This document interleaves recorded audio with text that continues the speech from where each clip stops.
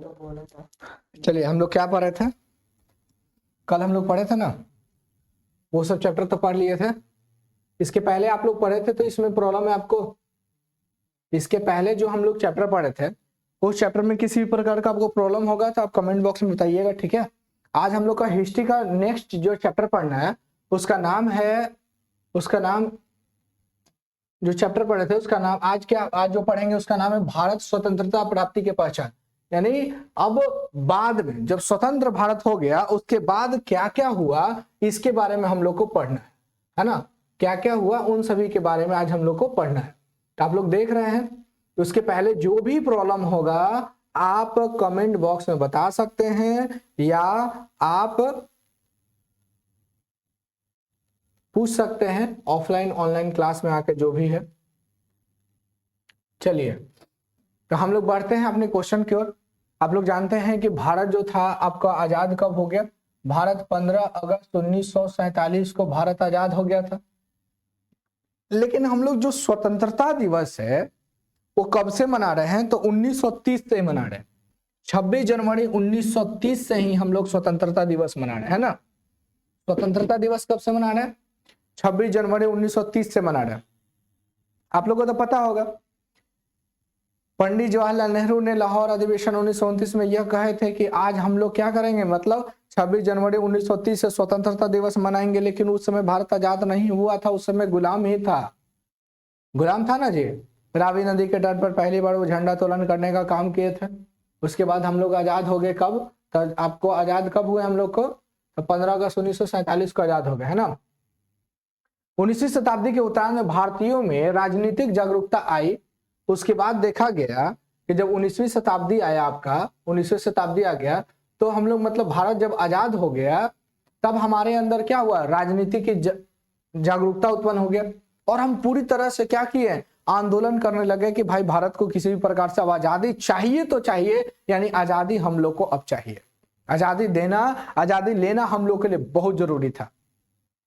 स्वतंत्रता की उद्घोषणा के बाद भारत ने जब 15 अगस्त 1947 ईस्वी की उषा वेला में आंखें खोली तो कई समस्या प्रतीक्षा कर रही थी। 15 अगस्त 1947 को जब भारत आजाद हो गया, 15 अगस्त 1947 को जब भारत आजाद हो गया तो उसके बाद भी बहुत सारा समस्या उत्पन्न हुआ, है ना? बहुत सारा समस्याओं का सामना भारत के द्वारा किया जा रहा था, भारत के द्वारा सामना किया जा रहा था। इसके कई समाधान भी खोजा गया, बहुत सारा समाधान भी खोजा गया था। इन विषयों में सर्वप्रमुख विषय था कि रजवाड़ों का भारत के साथ विलय करना। बहुत सारा, देखिए भारत जो था ना लगभग 562 रजवाड़ों में विभाजित था, छोटे छोटे खंडों में विभाजित था, डिवाइडेड था, एकदम छोटे छोटे पार्ट्स के रूप में विभाजित था, जहां पर हर एक राजा अपने अपने क्षेत्र को लेकर स्वतंत्र थे। उनको मिलाना हमारे भारत में जरूरी था। अगर भारत में नहीं मिलाते तो भारत स्वरूप जो आज देखते वर्तमान में वो स्थिति हम लोग का नहीं होता। क्योंकि आप भारत को देख रहे होंगे कि बहुत बड़ा भारत क्षेत्र था।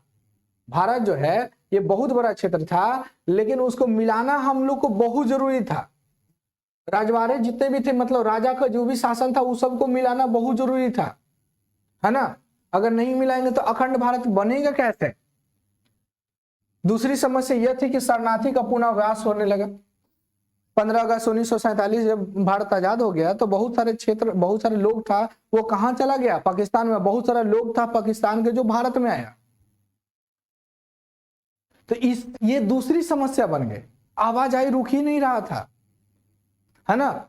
साथ ही देश और विकास सुनिश्चित करने की आर्थिक समस्या भी सामने खड़ी हो गई। अचानक किसी चीज को, अगर अचानक मान लीजिए भारत जो है अचानक, तो हम लोग क्या आजाद हो गए, उसके बाद हमारा इकोनॉमिक्स समझना भी तो पड़ेगा ना, किस प्रकार से देश को चलाया जाए, किस प्रकार से देश को चलाने में समस्याएं उत्पन्न हो गई, ये सब की जानकारी हमारे यहाँ नहीं था। इकोनॉमिक्स कंडीशन बिगड़ गया भारत का।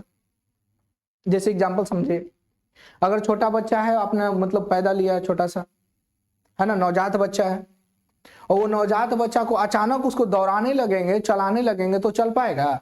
नहीं, गिर जाएगा, हाथ पैर टूट जाएगा। भारत 15 अगस्त 1947 के पहले गुलाम था, हम लोग गुलाम थे। अचानक जब ये आजाद हो गया तो बहुत सारे समस्याओं को देखने के लिए मिला, है ना? एक विशाल एक विशाल कार जो देश के नेताओं के सामने मुंह बाएं खड़ा था, वह संविधान की रचना करना। देश को, किसी भी देश को चलाने के लिए कानून का दस्तावेज की जरूरत होता है, जिसको संविधान के नाम से जानते हैं। संविधान चाहिए, नियम कानून। हमारे घर में भी नियम और कानून होता है, संविधान का कुछ नियम पालन होता है। जैसे आप लोग छोटे छोटे बच्चे हैं, है ना, आप लोग को घर में 6 या 7 बजे के बाद आप लोग को कहीं से भी आ जाना है। अब मान लीजिए इस गधे के जैसा कोई 12 बजे रात में घूमेगा, तो मम्मी पापा क्या कहेंगे? बोलेंगे इधर आओ, तुम बैठो, ये लो बिरयानी खाओ, ये समोसा खाओ, कोल्ड ड्रिंक पियो, आराम से खिला पिला के सुला देंगे। ऐसा हो सकता है? नहीं। उधर से मम्मी उठाएगी चप्पल, उधर बाबूजी उठाएंगे चप्पल, और दोनों चप्पलवा तोड़ देंगे दहिया पर।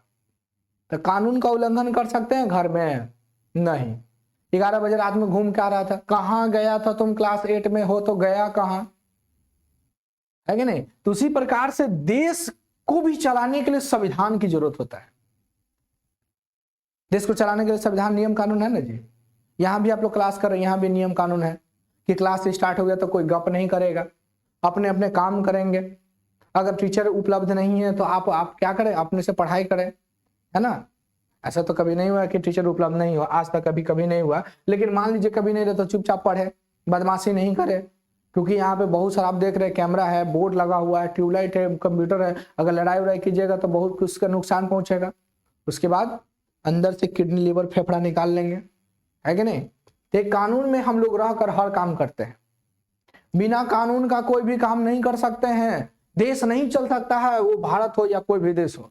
तो संविधान बनाने के, ताकि भारत के भविष्य की नई इबारत लिखी जा सके, यानी नई तरीका से हम लोग भारत का निर्माण कर सके। देश को चलाने के लिए संविधान चाहिए। अगर नहीं संविधान रहेगा तो क्या होगा? हमारी स्थिति जो हो जाएगी ना, वो बिगड़ जाएगा, पूरा स्थिति खराब हो जाएगा, है कि नहीं। पूरा स्थिति क्या हो जाएगा जी? खराब हो जाएगा। इसलिए देखिए, ये हमारे भारत के क्षेत्र आपको दिख रहा होगा, है ना, देख रहे हैं। इस प्रकार से भारत था पहले, इस प्रकार से भारत था। ये ऐसे भारत था हमारा। सभी जगह, कहीं राजपूताना है, कहीं बम्बई है, कहीं मद्रास है, कहीं बेंगलोर है, तो कहीं उड़ीसा है, सभी पर कब्जा करके राजाओं ने रखा था।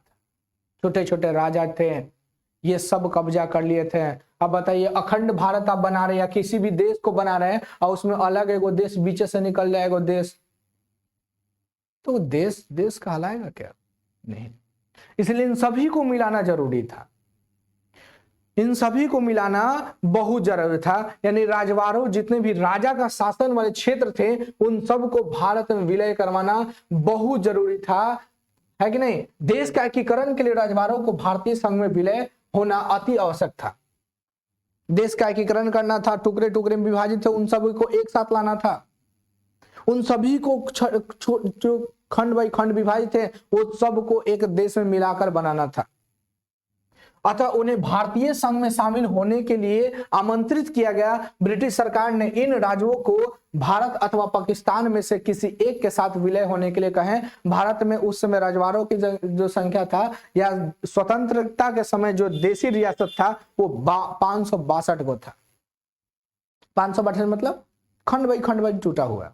जैसे संक्रांत का समय अभी था ना जी, तो लाई देखते हो, लाई पहले अलग होता है, खंड बाई खंड टूटा हुआ रहता है, मतलब चावल का जो फरुई होता है, उसके बाद उसको मिलाया जाता है, अब मिला के तब एगो लाई बनता है। अब बता, फरुई में खाली मीठा मिला दोगे तो लाई कहलाएगा? नहीं, उसको बांधना पड़ता है। तो उसी तरह से देश भी हमारा खंड बाई टूटा हुआ था। उन सब को एक साथ मिलाने का यहाँ के नेता जो लोग थे, वो सब काम किए। जो भारत में राजवाड़े थे, राजा के शासन था, उन सब को कहा गया कि आप हमारे देश में मिलिए। ब्रिटिश शासन वाले जो कहें कि भाई या तो आप पाकिस्तान में मिल जाइए, या नहीं तो भारत में मिल जाइए। अगर मान लीजिए यहाँ से जा रहे हैं लोग, वहां से आ रहे हैं, आवाजाही लगा रहेगा तो देश को नुकसान है। इसलिए अंग्रेज बोले या तो आप पाकिस्तान को चुन लीजिए, या नहीं तो भारत को चुन लीजिए। सही बोला ना? बिल्कुल सही था। किसी को चुन लीजिए, स्वतंत्र हैं आप, छूट है। स्वतंत्रता के समय 562 राजवाड़े थे। स्वतंत्रता प्राप्ति के बाद जो था ना, वो 562 राजवाड़े थे। कितने राजवाड़े थे? यानी देशी रियासतों की संख्या कितनी थी जी? 562 को था। कितना था? 562। बोलो बोलो, क्यों नहीं बोल रहे? आंसर दिया करो, सुनाई दे रहा है? चलिए, प्रत्येक शासन किसी नवाब अथवा महाराजा के हाथ में था, है ना जी?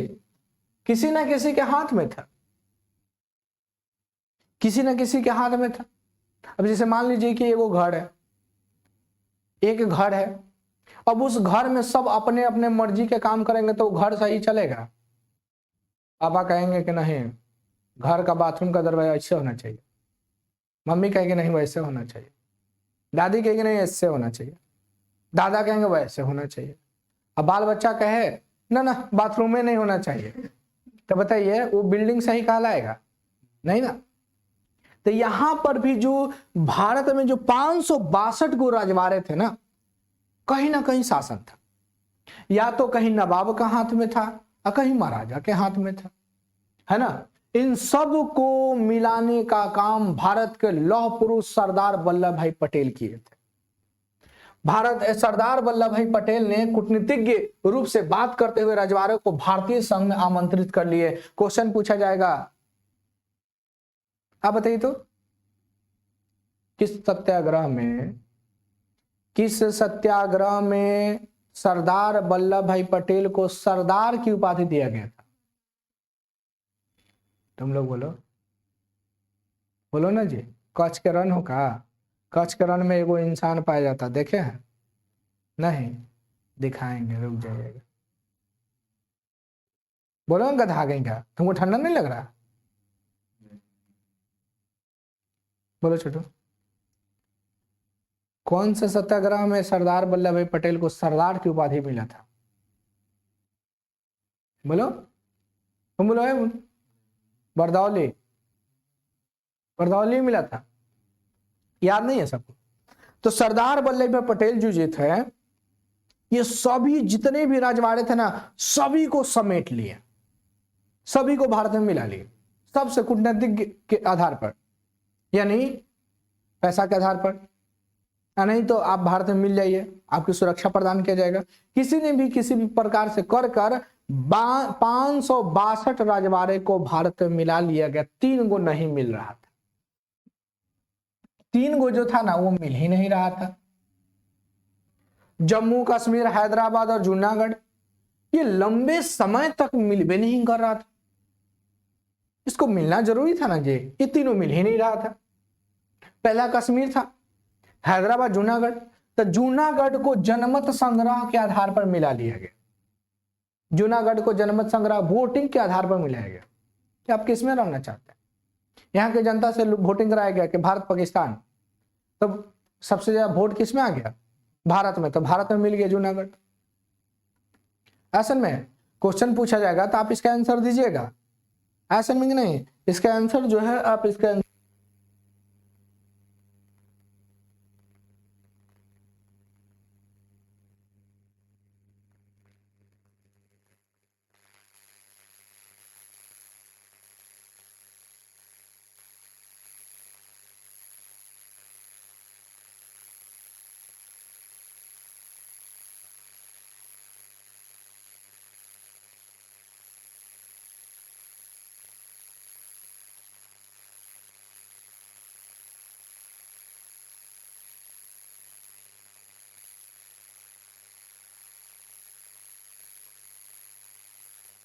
है ना।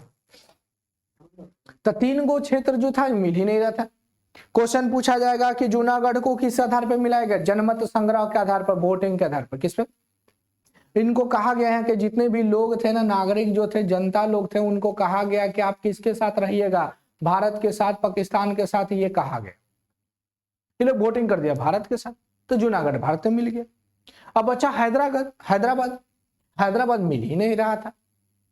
हैदराबाद कर रहा था, यहाँ के जो निजाम था, निजाम उल मुल्क, ये मिल ही नहीं रहा था भारत में। यहाँ का राजा था, नवाब था, ये मिल ही नहीं रहा था। सरदार वल्लभ भाई पटेल बोले कि ठीक है, नहीं मिल रहा ना, कुछ ना कुछ उपाय करना ही पड़ेगा। चारों तरफ से सैनिक भेज दिया, चारों तरफ से घेर लिए, अगर नहीं मिलोगे, मिलना तो परवे करेगा।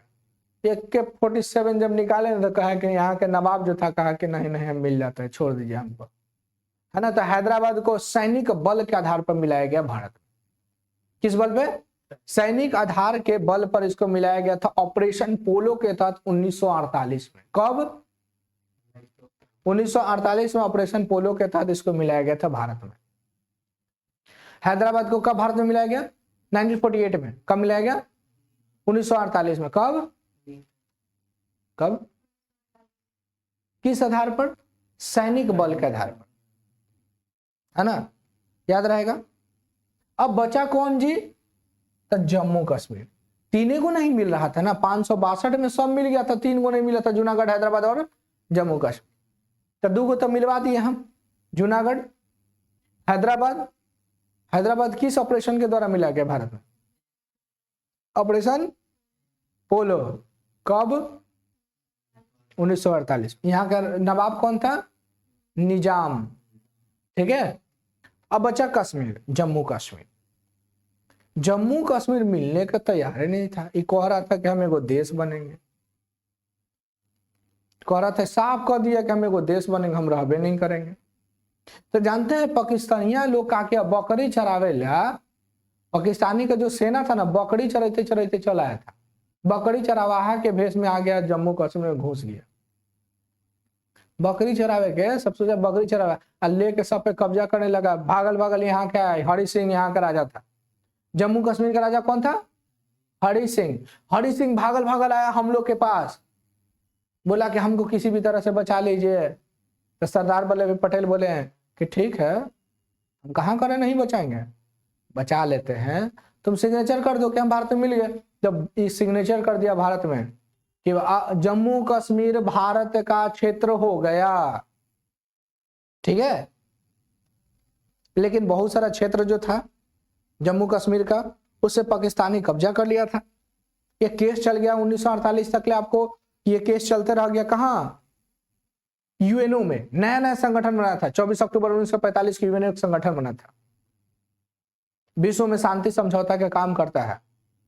प्रथम विश्व युद्ध और द्वितीय विश्व युद्ध जब हुआ था, तो उसी समय इसको बना दिया गया कि अगली बार से भविष्य में ऐसी की कोई युद्ध नहीं हो, इसलिए यूएनओ को बनाया गया।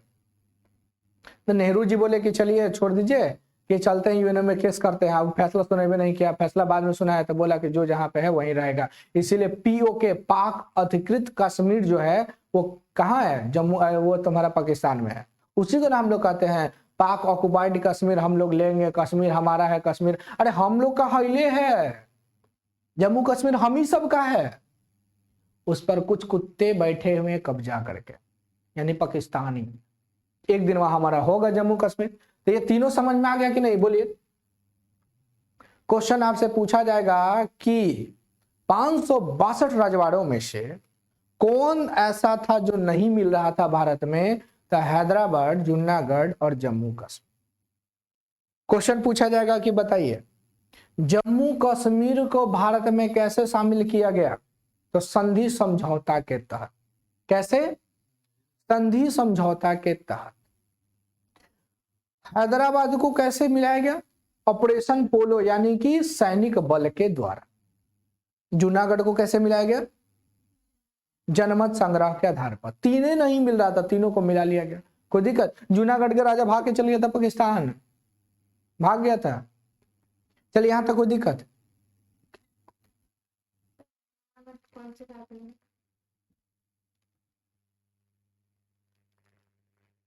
ऐसा में नेक्स्ट कोई दिक्कत? चलिए, बाद में इन तीनों को भी भारत में मिला लिया गया। भारत में क्या किया गया? इसको मिला लिया गया। बोलिए कोई दिक्कत? किसी भी प्राणी को दिक्कत है क्या? नहीं। जूनागढ़ का नवाब पाकिस्तान भाग गया क्योंकि यहाँ की प्रजा भारत में विलय चाहती थी। 1948 ईस्वी में एक छोटे से युद्ध के पश्चात हैदराबाद के नवाब को आत्मसमर्पण कर लिया गया। आपको बताए थे, ये तो हम लोग जाने का ऑपरेशन पोलो के तहत हम लोग क्या कहते थे, भारत में इसको मिला लिए थे। किसी को दिक्कत यहां तक?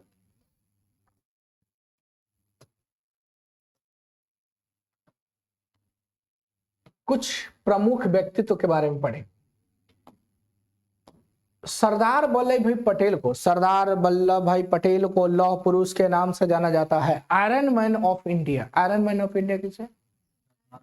सरदार वल्लभ भाई पटेल को कहते हैं। क्यों कहते हैं? क्योंकि इन्हीं के द्वारा जितने भी टुकड़े टुकड़े भारत के क्षेत्र बटे हुए थे ना, वो सबको मिला लिया गया। इस कारण से हम इनको क्या कहते हैं? Iron man of India. ऐसा में इसीलिए भारत सरकार ने भी क्या की, विश्व की सबसे ऊंची मूर्ति स्थापित करवाने का काम गुजरात में कर दिया। सरदार वल्लभ भाई पटेल का सबसे ऊंची मूर्ति कहाँ है? गुजरात में, साधु बेट दे पर केवड़िया जिला पड़ता, वहीं पर स्थित है, अहमदाबाद के निकट है। 182 मीटर ऊंचा है। दिखाए थे कि नहीं पिक्चर? आप लोग दिखाए थे ना? चलिए यहां देखिए, सरदार वल्लभ भाई पटेल के बारे में हम थोड़ा सा पढ़ते हैं। एक राजनीतिक और सामाजिक सेवा नेता थे। स्वतंत्रता संग्राम, स्वतंत्रता प्राप्ति के पश्चात देश में एकीकरण और उनका अनन्य योगदान रहा। देश को आजाद कराने में बहुत ज्यादा योगदान थे इनका। समाज सेवी भी थे और साथ में राजनीतिक भी थे। वह स्वतंत्र भारत के प्रथम गृह मंत्री और उप प्रधानमंत्री हैं। क्वेश्चन पूछा जाएगा, बताइए भारत के प्रथम प्रधानमंत्री कौन थे? जवाहरलाल नेहरू। भारत के उप प्रधानमंत्री प्रथम कौन थे? सरदार वल्लभ भाई पटेल। भारत के प्रथम उपराष्ट्रपति कौन थे? सर्वपल्ली राधाकृष्णन जी। अब भारत के प्रथम राष्ट्रपति कौन था? डॉक्टर राजेंद्र प्रसाद जी को बनाया गया था, 24 जनवरी 1950 को बनाया था, 1962 तक रहे थे। लेकिन क्वेश्चन पूछा जाएगा, भारत के प्रथम गृह मंत्री कौन था? होम मिनिस्ट्री सरदार वल्लभ भाई पटेल जी थे। और उप प्रधानमंत्री कौन थे भारत के प्रथम? जानते हैं, भारत के प्रधानमंत्री प्रथम बनने वाले थे सरदार वल्लभ भाई पटेल जी बने थे, लेकिन नेहरू जी को बना दिया गया, है ना। नेहरू जी भारत के प्रथम प्रधानमंत्री बने और उप प्रधानमंत्री सरदार वल्लभ भाई पटेल जी को बनाए। Any doubt? चलिए आगे देखिए। शरणार्थियों के लिए दिल्ली व पंजाब में राहत कार्य के देखरेख, संपूर्ण राष्ट्र में शांति स्थापित करने का भी इन्होंने बहुत काम किया। जो भी शरणार्थी मतलब समझते हैं, जैसे एक देश से दूसरे देश में चले या दूसरे देश से अपने देश में जाए, ऐसे व्यक्ति को शरणार्थी कहा जाता है। माइग्रेंट पीपुल के नाम से इसको जानते हैं। तो इन लोगों की भी सेवा, शांति स्थापित करने में, समाज सेवा में ये बहुत ही महत्वपूर्ण योगदान दिए थे। समझ में आ रहा? क्या है? छोड़ पकड़ो ना, देखो ना कितना भारी है, पकड़ो ना, देखो कितना भारी, देखो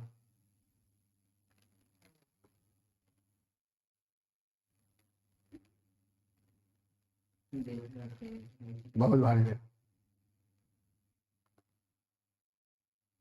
भारी है ना। पेन बहुत भारी है ये वाला, वो वाला मार्कर नहीं ना है, ये बहुत भारी होता है। चलिए समझे। उन्हें खुली कूटनीतिक व सैनिक हस्तक्षेप जैसे दोनों विकल्प देश में एकीकरण हेतु प्रयुक्त किए। यानी क्या कि ये सभी को मिलाने का भी काम किए थे। इनको हम लोग क्या, भारत जितने भी भारत के रजवाड़े थे उन सभी को भारत में शांतिपूर्ण तरीके से सहमत के आधार पर इन्होंने मिलाने का काम किए। इसलिए उन्हें भारत का लौह पुरुष अथवा भारत में सिविल सेवा का संरक्षक के संत के रूप में इनको जाना जाता है। आधुनिक अखिल भारतीय लोक सेवा की स्थापना भी इन्हीं ने किए थे। आधुनिक लोक सेवा। क्वेश्चन पूछा जाएगा, सरदार वल्लभ भाई पटेल को लौह पुरुष क्यों कहते हैं? तो याद रखिएगा, शांतिपूर्ण तरीके से और सहमति के आधार पर जितने भी रजवाड़े थे उन सबको भारत में मिला लिए थे। इस कारण से इनको कहा गया लौह पुरुष। आयरन मैन ऑफ इंडिया के नाम से हम लोग जानते हैं। समझ में आ रहा ना? कोई दिक्कत है? आ रहा है? चलिए यहां तक पढ़े हम लोग। फिर उसके बाद हम लोग को नया टॉपिक क्या है जी? फ्रांसीसी के बारे में पढ़ना है ना। फ्रांसीसी व पुर्तगाली उपनिवेश के बारे में पढ़ना है हम लोग। तो आप लोग जानते हैं कि देखिए, क्वेश्चन पूछा जाएगा आपसे कि भारत में पहला आने वाला विदेशी कौन था? पुर्तगाली। सबसे बाद में जाने वाला कौन था? पुर्तगाली। सबसे पहले कौन आया था और सबसे बाद में कौन गया? पुर्तगाली। कहिए कैसे? देखिए बताते। 1498 ईस्वी में पुर्तगाली भारत आया था, वास्को डी गामा। 1510 में गोवा, बीजापुर के शासक आदिल शाह से क्या किया, गोवा को विजित कर लिया था 1510 में। 1510 में गोवा पर कब्जा कर लिया और 1961 में छोड़ा था। कब छोड़ा था? 1961 में। अब बाकी सब चल गए थे। अब भारत कब आजाद हुआ? 1947 में। तो देखिए 1510 में कब्जा किया था और कब छोड़ा है? 1961 में। तो सबसे बाद में कौन गया? आज सबसे पहले कौन है? पुर्तगाली। क्या समझेंगे नहीं? तो पुर्तगाली और फ्रांसीसी जो थे भारत की आजादी के बाद भी यहाँ पे बैठे रह गए। अब कहिए कैसे? तो देखिए उपयुक्त वर्णित तीन राजवाड़ों के अतिरिक्त भारत के कुछ क्षेत्र फ्रांस और पुर्तगाल के उपनिवेश शासन के अंतर्गत थे। इन क्षेत्रों में से अन्य क्षेत्रों के समान ही गहन स्वतंत्रता संघर्ष को देखे। फ्रांसीसी शासक के अंतर्गत कौन कौन था? फ्रांसीसी के शासन यानी फ्रांस ने किस पर भारतीय क्षेत्र पर कब्जा किया था? तो पौंडीचेरी, जिसको पुदुचेरी के नाम से जानते हैं। पौंडीचेरी का देखिए कौन कौन? पौंडीचेरी हो गया, ठीक है, कराईकल हो गया, यमन हो गया, माहे हो गया, चंद्रपुर, ये सब हो गया जो फ्रांसीसियों के कब्जा में था। भारत आजाद हो गया 15 अगस्त 1947 को। लेकिन फिर भी फ्रांसीसी ना बहुत सारे क्षेत्र पर कब्जा किए थे। पौंडीचेरी, कराईकल, यमन, माहे और चंद्रपुर। ये पौंडीचेरी में कराईकल, यमन और माहे को मिलाकर वर्तमान में पौंडीचेरी या पुदुचेरी के नाम से हम लोग जानते हैं। ये तीनों को मिला दिया। फ्रांसीसी इस पर कब्जा किया था स्वतंत्रता प्राप्ति के बाद भी। यानी हम लोग आजाद हो गए, हम लोग क्या बोले हैं उसको, क्या बोलते हैं? स्वतंत्र हो गए। हाँ, स्वतंत्र हो गए, लेकिन फिर भी फ्रांसीसिया सब जो था हमनी पर कब्जा कर लिया था। पौंडीचेरी पर, कराईकल, माहे और चंद्रपुर, है ना, यनम, ये सब पर फ्रांसीसी कब्जा कर लिया था। पुर्तगाली भी जो था इस पे भी अधिकार क्षेत्र था, जैसे गोवा, दमन दीव, दादर नागर हवेली, इस सब पर कब्जा करके रखा था। गोवा पर, दमन पर, दीव पर, दादर एवं नागर हवेली, ये सब पर कब्जा करने का काम कौन किया था और करके रखा कौन था? स्वतंत्रता प्राप्ति के बाद भी कौन? पुर्तगाली। आज देखिएगा सबको बोलते हैं, इस सबको एके में मिला दिया गया। इस सबको, गोवा को छोड़कर बाकी सब एके हो गया। दमन दीव दादर नागर हवेली, दमन दीव दादर नागर हवेली सबको मिलाकर एक केंद्र शासित प्रदेश कर दिया गया। अभी वर्तमान की बात कर रहे हैं, ठीक है। तो इस सब पर कब्जा किया था। इस सब को छुड़वाया गया भारत से। भारत ने सबको छुड़वाया। क्वेश्चन आपसे पूछा जाएगा कि भाई पौंडीचेरी में कौन कौन हिस्सा है? तो कराईकल, यमन, माहे, चंद्रपुर, ये सब जो है पौंडीचेरी का हिस्सा है जिस पर फ्रांसीसियों ने कब्जा किया था। इस सबको मिलाकर पौंडीचेरी कर दिया गया। अब गोवा से 1961 में आजाद करा लिया गया, गोवा को अंग्रेज पुर्तगालियों से 1961 में। और दमन दीव दादर नागर हवेली जो है ये सबको वर्तमान में मिलाकर के एक केंद्र शासित प्रदेश बनाया गया। दमन दीव दादर नागर हवेली एक केंद्र शासित प्रदेश है ना। यहां पे हम आपको दिखाते हैं, रुकिए।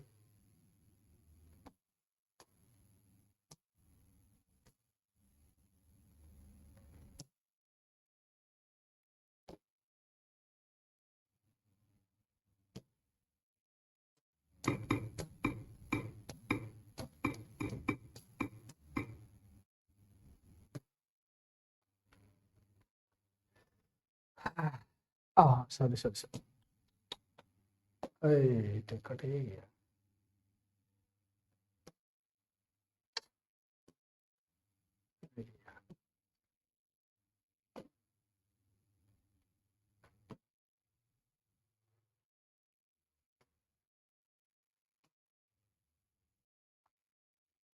पिक्चर दिख रहा?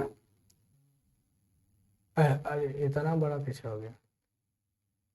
बस खुलो, खुलो ना, खुल गए। पहुंच जाता है जी। चलो रह दो। देखो देखो ना, यहाँ दिख रहा ना, दिख रहा ना। देखिए ये देखिए यानम पौंडीचेरी का हिस्सा कहाँ है? आंध्र प्रदेश में। कहाँ है? आंध्र प्रदेश में। ये देखिए करिकाल पौंडीचेरी का हिस्सा कहाँ है? तमिलनाडु में। कहाँ है? तमिलनाडु में। ये देखिए माहे कहाँ है? केरल में। तो वर्तमान में पौंडीचेरी के कितने हिस्से हैं? 4 गो। देखो पौंडीचेरी भी तो है। इस सब को मिलाकर क्या कर दिया गया है? पौंडीचेरी। यानी एक यानम आंध्र प्रदेश वाला हो गया, एक करिकाल हो गया आपका तमिलनाडु वाला, और एक माहे केरल वाला, एक खुद पौंडीचेरी। इन सभी को मिलाकर हम लोग क्या कहते हैं? पौंडीचेरी कहते हैं। क्वेश्चन पूछेगा पौंडीचेरी का माहे हिस्सा किस राज्य में है? केरल। यानम किस राज्य में? आंध्र प्रदेश। तमिलनाडु में कौन सा है? करिकाल। ये सब वर्तमान में क्या कहते हैं? इसको पौंडीचेरी के नाम से। और ये देखिए दादर नगर हवेली एवं दमन दीव, देखा ये वाला हिस्सा।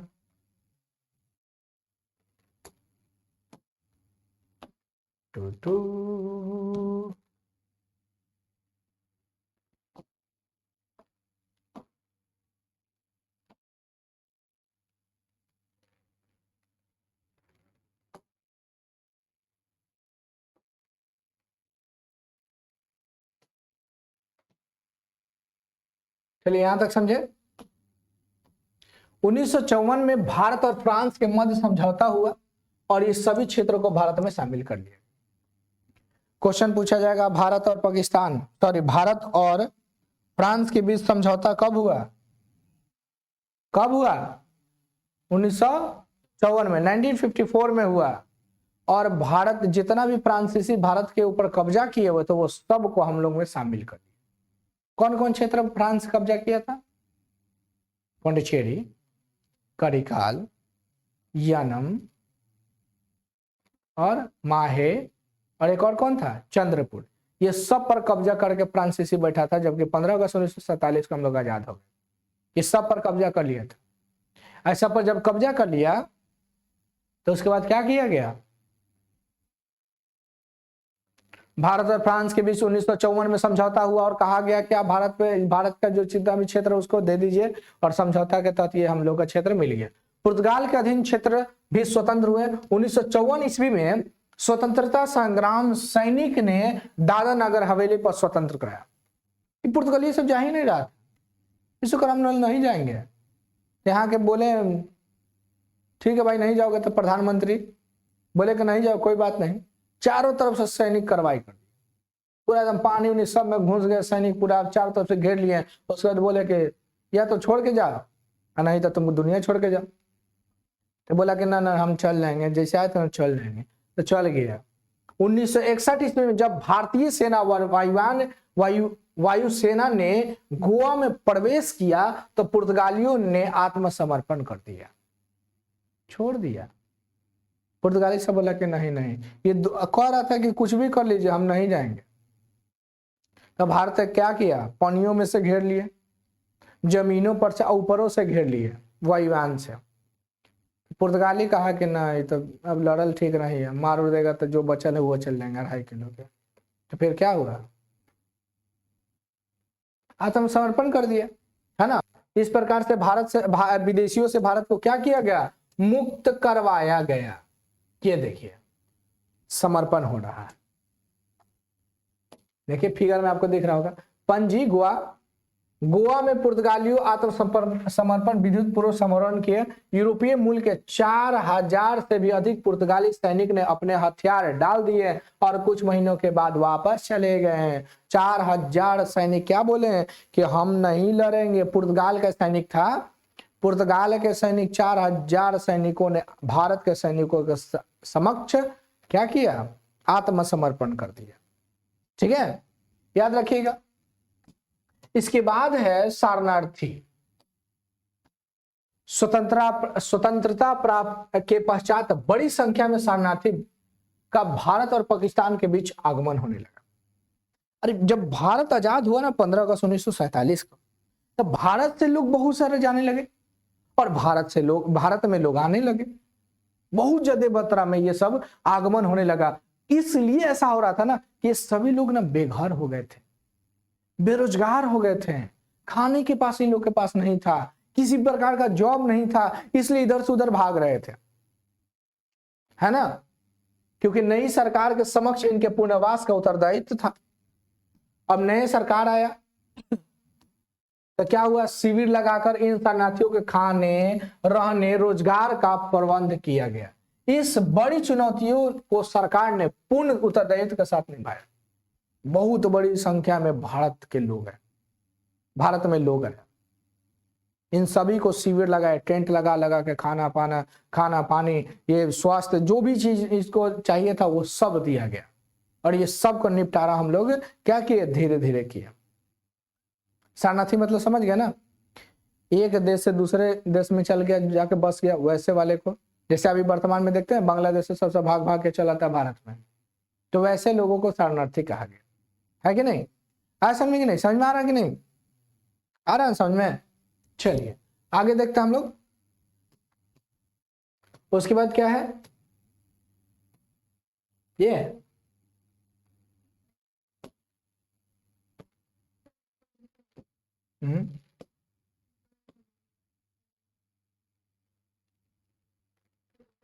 हाँ इधर होगा ना, ये राज्यों का पुनर्गठन है। अच्छा ये आर्थिक वाला, चलिए आर्थिक समस्याओं का समाधान, इकोनॉमिक्स।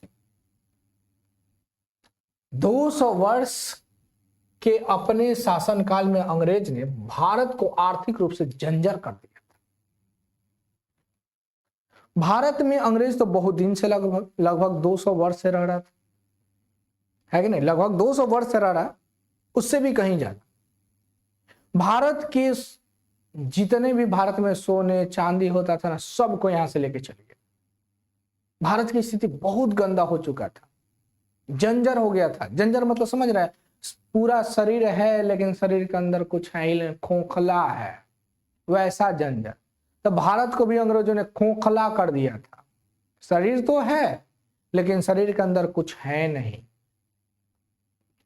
अंग्रेज इस तरह से हमारे भारत के साथ किए, भारतीयों के साथ किए, यहाँ के लोगों के साथ किए कि इसकी कामना भी नहीं की जा सकती है। इनको गुलाम बनाकर रखा जाता था, जबरदस्ती काम करवाया जाता था, जबरदस्ती खेत में अनाज उपजाया जाता था, और सबको लेकर ये कहाँ चल जाते थे? इंग्लैंड लेके चल जाते थे, अपने देश लेकर चल गया। और जब अपने देश में लेके चल जाता था तो वहां से बहुत सारी चीजों को मरम्मत करवाता था, बनाता था, और बनाकर भारत में बहुत बड़ी संख्या में उतारता था, और जबरदस्ती बेचने के ऊपर हम लोग से खरीदना पड़ता था, हम लोग को खरीदना पड़ता था।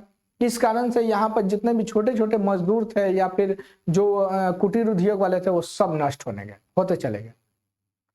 उनका स्थिति बहुत ज्यादा डैमेज हो गया। इस प्रकार से भारत का भी स्थिति बहुत ज्यादा डैमेज हो गया। हम लोग विभाजन तो हुआ, भारत पाकिस्तान का विभाजन तो हुआ, लेकिन उसके बाद जो कठिनाई आने लगा उसकी सामना हम लोग का करने के लिए हम लोग उस समय तैयार नहीं थे। अधिकांश धान और गेहूं का उत्पादन क्षेत्र पाकिस्तान में चला गया। पता है, जितना भी विदेशी व्यापार होता था ना, कराची बंदरगाह से होता था, जो पाकिस्तान में पड़ता है। बंदरगाह ही चल गया पाकिस्तान में, हमारे पास कुछ था ही नहीं। जितना भी उपजाऊ मिट्टी वाला था वो सब चल गया पंजाब वाले क्षेत्र में। पंजाब भी बटा हुआ, वहां पाकिस्तान में भी एक पंजाब है, वो बंट के कहां चल गया? उस वाले जितना भी उत्पादन में गेहूं धान वाला था वो पाकिस्तान में चल गया। हमारे यहाँ तो कुछ बचा ही नहीं। अतः भारत में खदान की कमी का सामना करना पड़ गया। अनेक उद्योग भी कच्चे माल की कमी झेलने पड़ी, क्योंकि अधिकांश कपास और जूट का उत्पादन क्षेत्र जो था वो पाकिस्तान के हिस्से में चला गया। विभाजन सही रूप से नहीं किया गया, विभाजन जो था वो सही रूप से नहीं किया गया।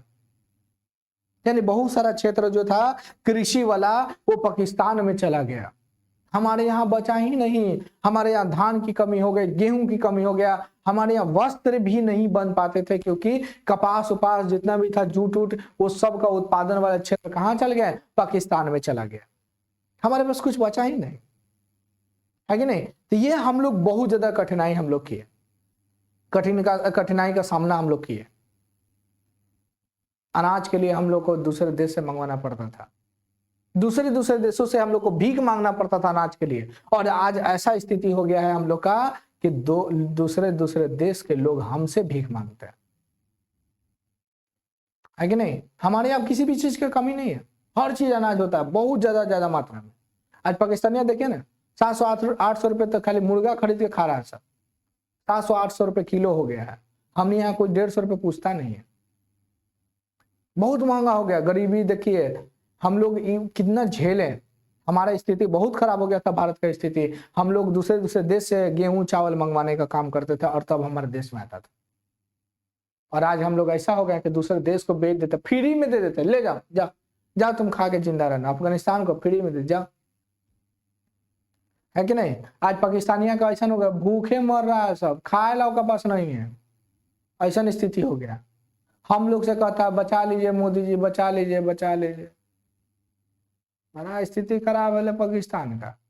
पगले ना उन्हें के मिल जाए भारत में, आके मिल जाए, कह तो रहे किया मिल जाएगा तो ठीक है। कीड़े मकोड़े को भी भारत में हम लोग शामिल कर लेंगे। अब हम लोग को पढ़ना है राज्य पुनर्गठन। राज्य पुनर्गठन आयोग के बारे में अब हम लोग पढ़ेंगे कल, है ना। राज्य पुनर्गठन आयोग के बारे में अब हम लोग पढ़ेंगे कल। अगर जो भी प्रॉब्लम है आप हमसे पूछ सकते हैं, पूछिए अगर कोई भी प्रॉब्लम है तो।